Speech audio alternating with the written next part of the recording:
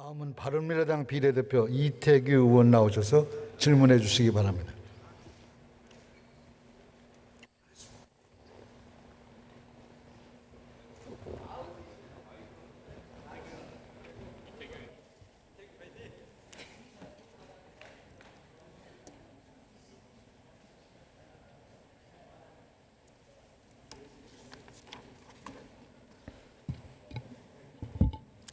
존경하는 문인상 의장님, 선배 동료 의원 여러분, 이낙연 총리를 비롯한 관계 국무위원 여러분, 바른미래당의 이태규 의원입니다.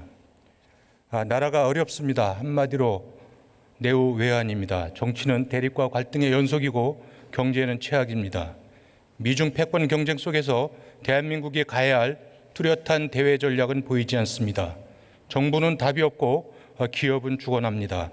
이 정부의 누군가는 전략적 모호성을 이야기하지만 저는 전략은 없고 모호성만 있다고 생각합니다. 무엇보다도 이웃나라 일본과의 악화된 관계가 민족 감정의 악화와 경제 보복 차원을 넘어서 장기적으로 한반도 평화와 우리의 대미 대중관계의 발목까지 잡는 것은 아닌지 우려하지 않을 수 없습니다. 외교부 장관께 질문드리겠습니다.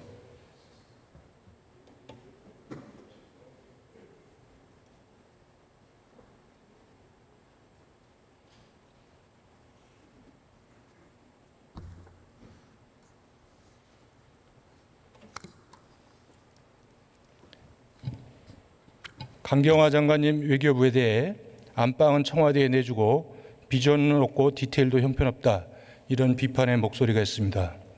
지금의 한일 관계는 해방 이후에 최악의 관계가라고 해도 과언이 아닐 것 같습니다. 한일 관계가 이러한 상황에까지 오게 된 가장 핵심적인 이유가 무엇이라고 생각하십니까? 네, 한일 관계가 매우 어려운 상황이라 하는 데에 대해서 우리 외교부로서도 공감을 하고 있습니다.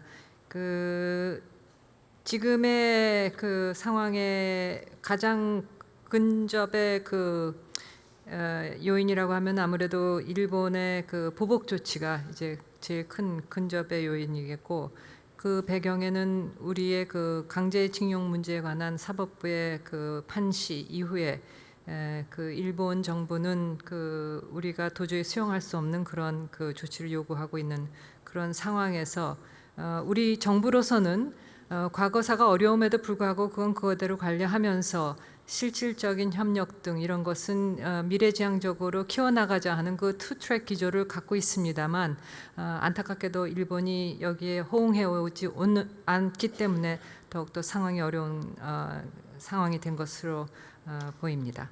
장관님께서는 일본의 보복 조치가 있을 것이라는 점을 언제부터 예상하고 계셨습니까? 언론에도 많이 나왔고요. 또 일측의 책임 있는 당사자들로서부터도 그런 발언들이 있었기에 정부로서도 동향을 주의를 하면서 TF를 통해서 분석을 하고 대응책 마련을 하고 있었습니다. 이 TF, 경제 분야의 TF를 운영하기 시작한 거는 1월 초인 걸로 알고 있습니다. 강제징용 판결 직후에 범정부 TF는 판결 나온 직후에 만들어졌고요.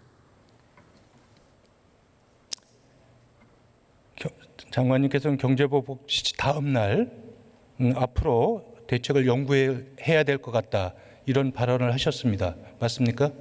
예, 그 발언은 우리의 산자부에서 우리 1차 대응이 나온 뒤에 제가 어떤 회의에 참석하는 과정에서 기자가 걸어가는 저에게 물어본 거에 대해서 일단 우리 반응이 나왔다, 앞으로도 추가 대응에 대해서 이렇게 정부 차원에서 논의를 하고 있다 하는 차원에서 발언을 했습니다. 장관님의 말씀은 지금부터라도 대책을 준비해야 되는 거 아닌가, 이렇게 국민들이 오해하기 딱 좋은 말씀을 하셨어요.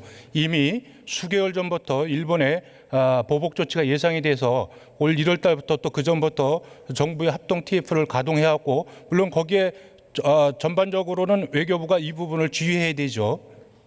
네, 이 문제에 관련해서는 여러 가지 사안이 있기 때문에 1차적으로 총리실 산하의 TF를 만들어서 외교부도 거기에 참여를 하고 있고, 일본과의 그런 협의에 대해서는 물론 외교부가 주도를 하고 있습니다. 장관께서는 일본의 보복 조치가 나온다면 우리도 가만히 있을 수 없다, 이렇게 말씀하신 적이 있어요. 그죠? 예, 외통위에서 가만히 안 있겠다고 하는 것은 무엇을 의미하는 것입니까? 네, 이런 적어도 장관님의 말씀대로라면 일본의 보복 조치가 시작이 됐으면 굉장히 효과적이고 강력한 정부의 어떤 그 맞대응 조치를 국민들은 기대하고 있었을 텐데 지금 정부의 대응은 그렇게 하고 있는 것입니까? 정부로서는 일본의 부당한 보복 조치에 대해서 경중에 맞는 그런 어떤 대응을 하면서 상황 관리가 더 악화되지 않는 쪽으로 관리를 해나가야 된다고 생각을 합니다. 지금의 범 TF에서는 일본의 보복 조치가 현실적으로 어떠한 피해 상황으로 나올지에 대해서 좀 더 분석을 해야 될 필요가 있겠고, 또 원칙에 맞는 대응을 한다는 차원에서 WTO 제소를 지금 준비를 하고 있습니다. 그것이 대응을 안 하고 있는 것이 전혀 아니고 이러한 모든 대응 사전에 준비가 있었기에 지금 가능하다고 말씀드리겠습니다. 아니 지금 정부가 구체적으로 대응 조치를 한 것이 무엇이 있습니까? 지금 기업들 간담회하고 외교적으로 해결을 노력하겠다 이런 구두로 이야기한 거 외에 실질적으로 일본은 수입 규제 조치를 취하고 있는데 우리가 거기서 대응하는 현실적인 거기에 맞대응 카드를 내놓은 적이 있습니까? 그리고 장관님 말씀대로 이미 오래전부터 정부가 TF를 가동해 왔다면 당연히 어떤 정부가 준비한 것을 주어야 되는데 지금 보여주고 있는 것이 무엇입니까? 예, 정부는 우리 소재 부품 산업 육성을 위해서 작년에도 정책을 발표한 바 있고요. 정책 발표 이후에 계속 기업들의 그런 어떤 소재 부품 생산 능력이라든가 이런 부에 대해서 계속 독려를 하면서 지원을 하고 있는 것으로 알고 있습니다. 장관님, WTO 제소는 승소한다고 하더라도 이게 몇 년이 걸릴지 모르는 사안입니다. 그렇죠? 수입선 다변화도 일본이 독점하는 부분이 많아서 이것이 현실적으로 실효성이 떨어진다. 이런 지적도 많습니다. 부품 소재 국내 산업화 이거 몇 년 걸릴지 모르는 겁니다. 그럼 그 몇 년 동안 우리 정부는 무엇을 가지고 어떻게 대응하겠다. 그때까지는 그거를 말씀해 달라고 제가 지금 답변을 요구하는 겁니다. 정부 TF에서 무엇을 준비했습니까? 범정부 TF에서 전반적인 논의를 하는 TF가 있고요. 그다음에 이제 우리 산업 경제계에 미치는 영향을 논의하는 소 TF가 있습니다. 외교부는 물론 다 참여를 하고 있고요. 일본의 보복 조치와 관련해서 대통령 때도 말씀하셨지만은 이게 계속 맞대응으로 나가서 정말 관계가 악화되는 것은 우리가 바라는 것이 아닙니다. 어렵더라 하더라도 그러니까 맞대응을 안 하는 것이 좋은데 그것이 전략이라면 근데 실질적으로 일본의 보복 조치에도 우리 기업들이 피해를 입는다면 저희도 거기서 그걸 제압할 수 있는 타격을 줄 수 있는 맞대응 카드는 사용하기 이전에 이미 갖고 있어야죠. 그리고 장관님 말씀대로 이미 오래전부터 정부 TF가 가동이 됐다면 그리고 그런 보복 조치가 충분히 예상이 돼 있었다면 이미 어떤 품목들을 보복할 것이라는 리스트를 우리 정부가 다 갖고 있었다고 청와대 정책실장이 말했지 않습니까?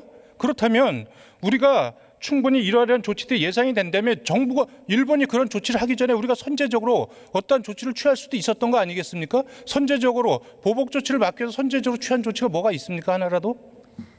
외교부로서는 이러한 조치가 나오면은 우리도 맞대응할 수밖에 없고 그리고 사안에 따라서 경중을 따져서 하겠지만은 그렇게 되면은 관계가 악화될 게 뻔하니까 신중을 기하면서 신중한 대우를 지속적으로 일본 측에 요구를 해왔습니다.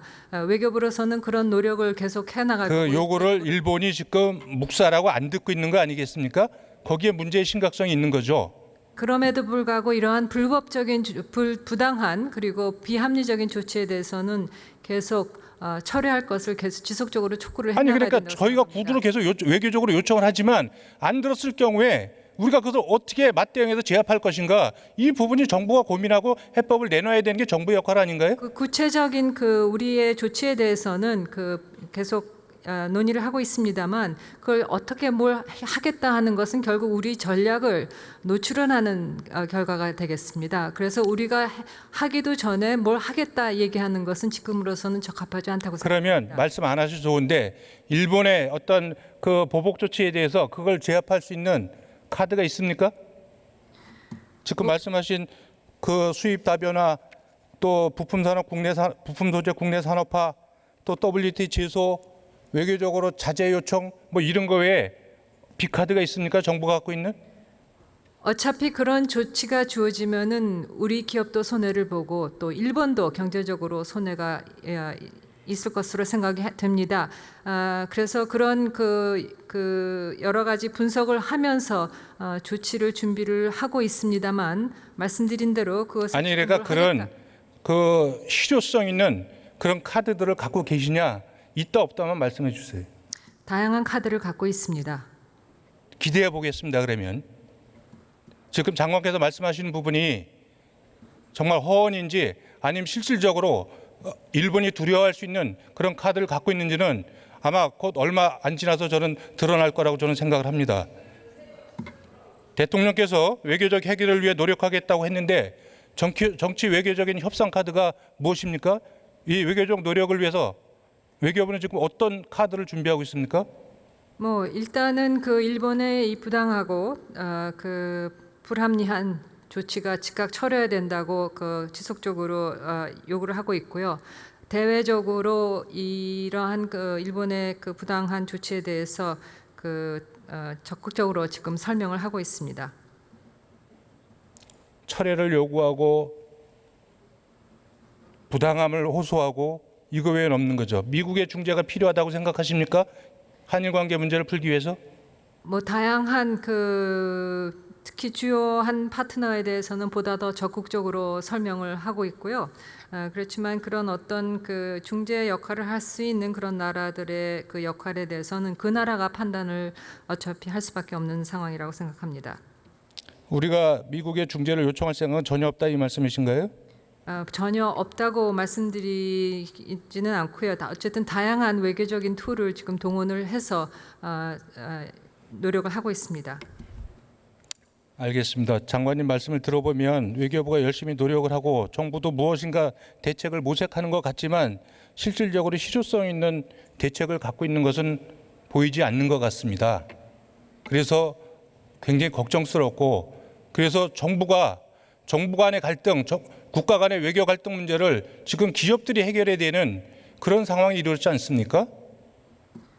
네, 저희도 우리 기업들이 이 피해를 볼 수 있는 이런 상황에 대해서 사실 우려를 하고 안타깝게 생각하고 그렇기 때문에 더욱더 그리고 그 배경에 대해서도 일본 측의 그 여러 가지 얘기가 증거도 없이 하는 얘기가 상당히 불합리하다고 생각하기 때문에 그런 부분을 일찍에도 지적을 하고 우리 대외 설명에도 적극 설명을 하고 있습니다. 일본의 보복 조치는 굉장히 치졸하고 잘못된 것이고 또 과거사에 대해 반성 못하는 것도 굉장히 잘못됐지만 우리 정부가 지금 지나친 명분에 집착해서 실질적인 실익을 잃어버리고 있는 것은 아닌지 이 부분을 외교 전략 차원에서 장관님께서 깊이 생각해 주시기 바랍니다. 네, 잘 유념하겠습니다. 실익을 얻는 것이 명분이고 국가의 자존심입니다. 네. 답변 감사드립니다. 예, 외교부는 그 국익을 물론 중심에 두고 모든 정책을 강구하고 실행에 옮기고 있습니다. 명분과 실질, 결국은 국익에 어떤 도움이 되느냐, 해가 되느냐를 보면서 그 잘 판단을 하면서 또 의원님 하신 말씀 유념하면서 앞으로 일을 진행해 나가겠습니다. 감사합니다. 국방부 장관께 질문드리겠습니다.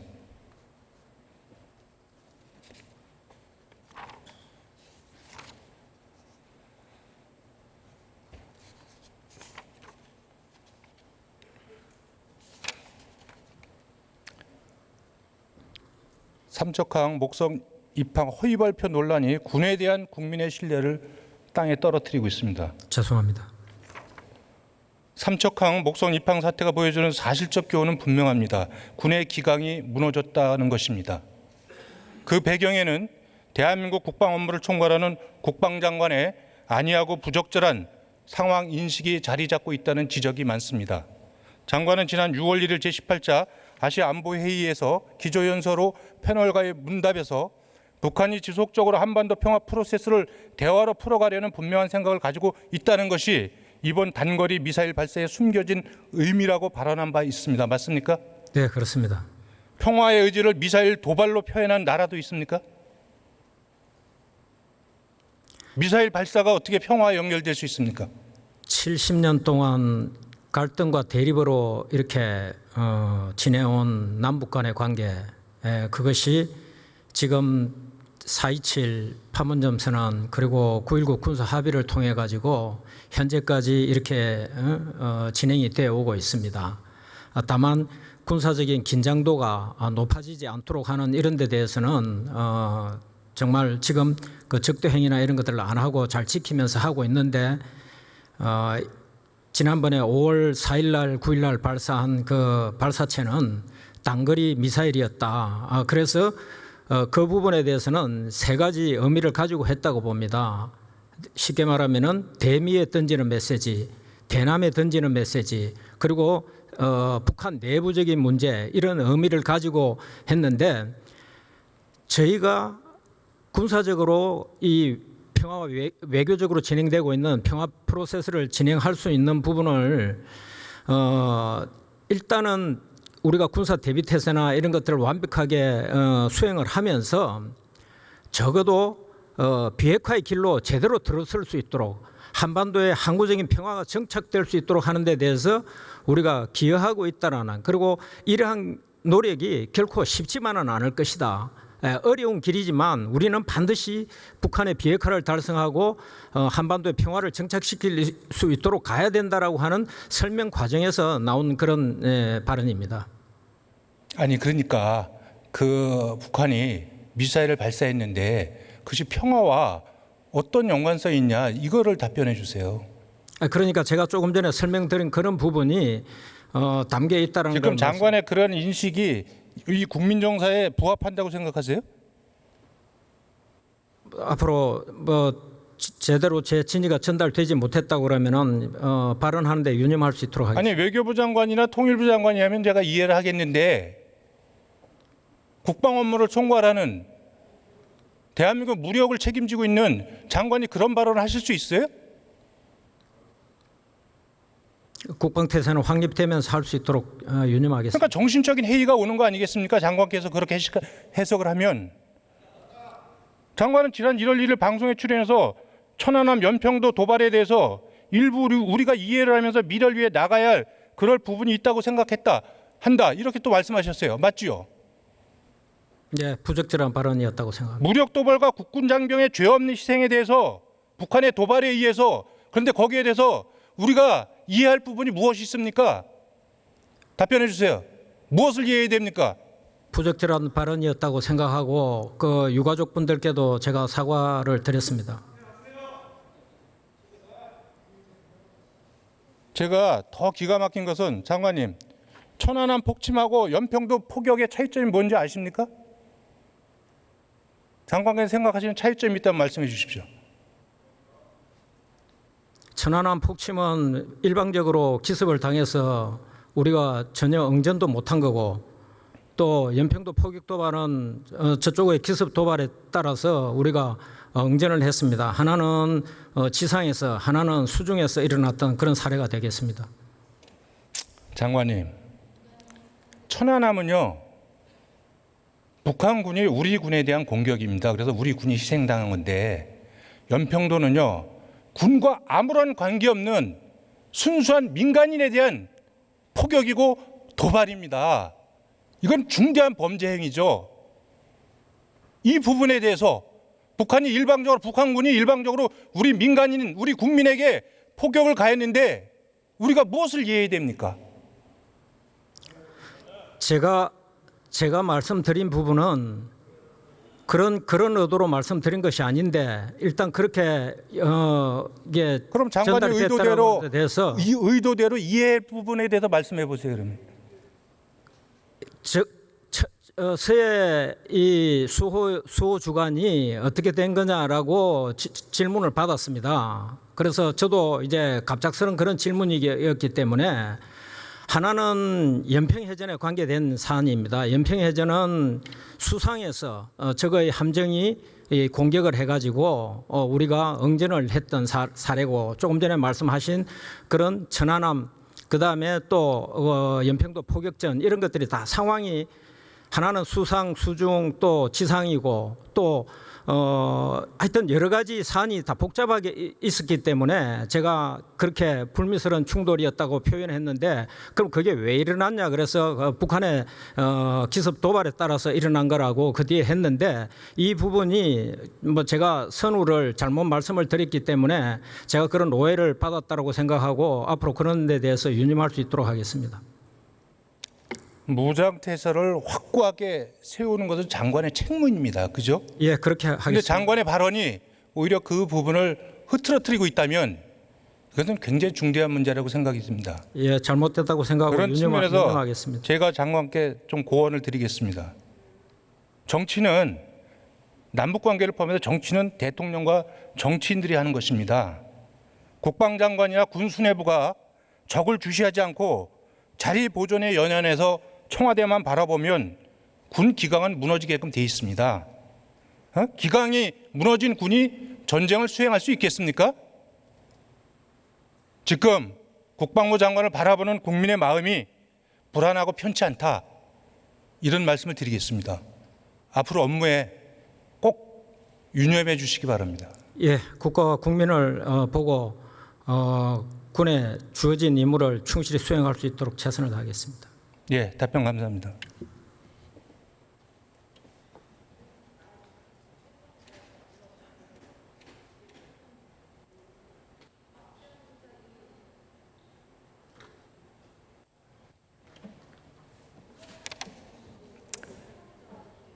존경하는 선배 동료 의원 여러분, 국가의 외교안보 전략은 냉정하고 치밀해야 합니다.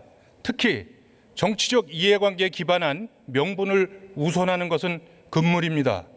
외교에서 국가 간 관계에서 실익이 곧 명분이고 국가의 자존심입니다.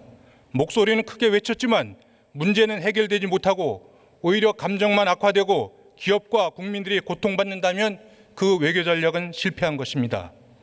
개인의 인기나 이미지만을 생각하는 포퓰리즘 정치인들은 감정적으로 대응할 수 있습니다.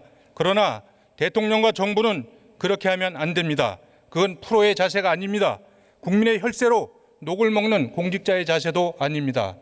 저는 최근에 존경하는 선배 동료 의원님들과 혼란을 거듭하고 있는 영국의 브렉시트 현장을 지켜보고 왔습니다. 반대하는 분들은 물론 브렉시트를 주장하는 정치인조차도 노딜 브렉시트가 실현된다면 그 이후에 어떤 경제사회적 혼란과 갈등이 초래될지에 대한 막연한 불안감이 있었습니다. 그리고 브렉시트 이유에 대한 뚜렷한 대안도 갖고 있지 못했습니다. 브렉시트가 합리적이지 않다는 점을 모두 알고 있지만 정치적 이해관계에 기반한 명분 때문에 불합리한 길을 가고 있는 것은 아닌가라는 생각이 들었습니다. 지금 한일 관계가 그렇게 달려가고 생각해볼 필요가 있습니다.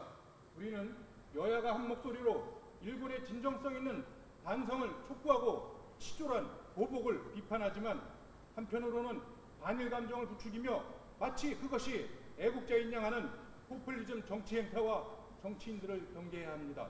그들은 소리만 지를 뿐 결코 문제 해결에 진정성도 대책도 갖고 있지 않습니다. 과거사는 외교적 논의와 협상을 계속하고 한편으로는 한반도 평화 공조와 경제 협력들을 복원하는 정치력이 요구됩니다. 진정한 그 길은 한일 양국 서로에게 도움이 되는 미래지향적 관계를 유지하면서 지난날 쓰라린 역사적 실패와 과오가 다시는 재발되지 않도록 우리의 경제와 안보, 내부 단합을 더욱 튼튼하게 만들어가는 것입니다. 지금은 대통령의 결단이 필요합니다.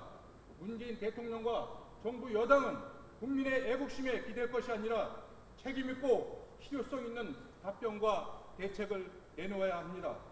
경청해 주셔서 감사합니다.